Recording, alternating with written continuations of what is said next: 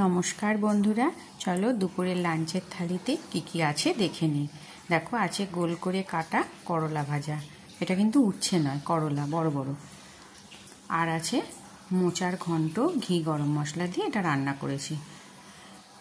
আজকে ছোলাটা ছিল না বাড়িতে, যার জন্য ছোলা দিতে পারিনি, নাহলে ছোলা দিলে মোচার ঘন্টে খুব ভালো লাগে। তো যাই হোক, তাও খেতে ভালোই হয়েছে। আর লম্বা করে কাটা 4 টুকরো শসা দিয়ে দিলাম, আর দিলাম 1 টুকরো লেবু। আজকে করেছি হচ্ছে দুপুরে একটু সিমুয়ের পায়েস। যদিও দিয়েছি, ওরা খাবে কিনা জানি না, যদি না খায় তো রাতে খেয়ে নেবে, কিন্তু আমি যেহেতু রান্না করেছি ওই জন্য সবটাই আমি সাজিয়ে দিলাম এখানে। আর দিলাম এবার গরম ভাত। আজকে ভাতটা শেষেই করেছি, বেশ ভালোই গরম আছে।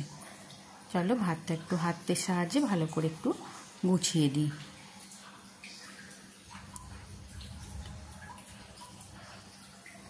আর করেছি মাছের ঝোল পটল আলু দিয়ে, টমেটো একটু আদা বাটা দিয়ে, মাছ দিয়ে আলু দিয়ে পটল দিয়ে ঝোল।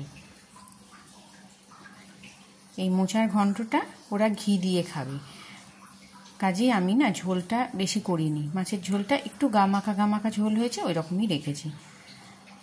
আর দিলাম 1 গ্লাস জল। এই ছিল আমার দুপুরের লাঞ্চের থালি।